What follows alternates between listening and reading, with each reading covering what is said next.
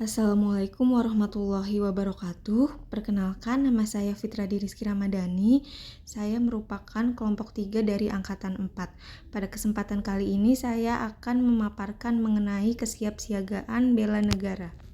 Kesiapsiagaan bela negara merupakan suatu keadaan siap siaga yang dimiliki oleh seseorang baik secara fisik, mental, maupun sosial dalam menghadapi situasi yang beragam yang dilakukan berdasarkan kebulatan sikap dan tekad secara ikhlas dan sadar, disertai kerelaan berkorban sepenuh jiwa raga yang dilandasi oleh kecintaan terhadap NKRI berdasarkan Pancasila dan Undang-Undang Dasar 1945 untuk menjaga, merawat, dan menjamin kelangsungan hidup berbangsa dan bernegara.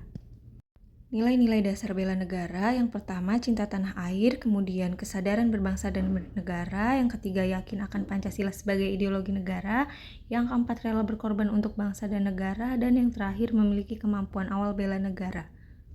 Kemampuan awal bela negara yang pertama yaitu kesehatan jasmani dan mental, yang berarti kesehatan yang baik adalah fondasi esensial untuk kinerja yang optimal, daya tahan dalam menghadapi tantangan, dan kemampuan beradaptasi di lingkungan kerja yang dinamis. Selanjutnya yaitu ada kesiapsiagaan jasmani dan mental, di mana kesiapsiagaan jasmani ini merupakan kesanggupan seseorang untuk melaksanakan tugas atau kegiatan fisik secara lebih baik dan efisien, sedangkan kesiapsiagaan mental merupakan kesiapsiagaan seseorang untuk memahami kondisi mental, perkembangan mental, dan proses menyesuaikan diri terhadap berbagai tuntutan sesuai dengan perkembangan mental atau jiwa.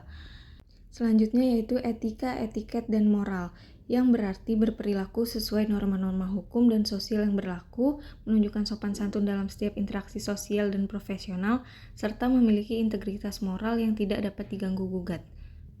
Dan yang terakhir adalah kearifan lokal, di mana kearifan lokal ini mencerminkan nilai-nilai luhur budaya Indonesia yang telah diwariskan turun-temurun seperti gotong royong, musyawarah, toleransi, dan rasa persatuan. Pembahasan selanjutnya yaitu mengenai kegiatan kesiapsiagaan bela negara. Yang pertama ada baris berbaris dan tata upacara. Kegiatan ini tidak hanya melatih fisik, tetapi juga bertujuan untuk membentuk kedisiplinan, kekompakan, dan pemahaman tentang hierarki serta prosedur formal dalam sebuah institusi. Yang kedua yaitu keprotokolan, yaitu tata cara untuk menyelenggarakan suatu acara agar berjalan tertib, hikmat, rapi, lancar, dan teratur, serta memperhatikan ketentuan dan kebiasaan yang berlaku, baik secara nasional maupun internasional. Selanjutnya yaitu kewaspadaan diri, di mana merupakan kondisi kepekaan, kesiagaan, dan antisipasi masyarakat dalam menghadapi potensi dan indikasi timbulnya bencana, baik bencana perang, bencana alam, maupun bencana karena ulah manusia. Kemudian yaitu kegiatan membangun tim, dirancang untuk meningkatkan kolaborasi, komunikasi efektif, dan sinergi antar individu. Dan yang terakhir yaitu caraka malam dan api semangat bela negara, yang bertujuan untuk menanamkan disiplin, keberanian, semangat, serta loyalitas dan kemampuan peserta dalam melaksanakan tugas dengan melewati berbagai bentuk godaan, cobaan, serta kemampuan memegang rahasia organisasi dan rahasia negara. Pembahasan selanjutnya yaitu mengenai tata tempat.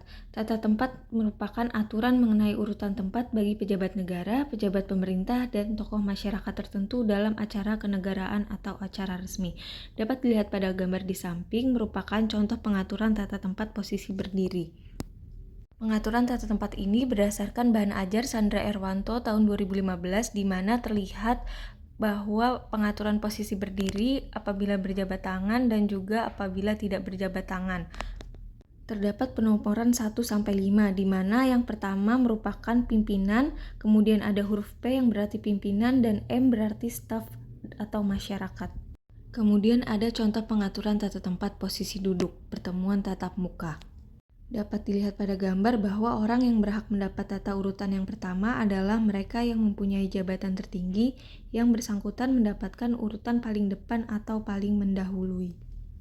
Contoh terakhir yaitu pengaturan tata tempat posisi duduk, di mana terdapat dua jenis. Pada gambar dapat dilihat dalam rapat ada meja berbentuk U dan juga meja bulat.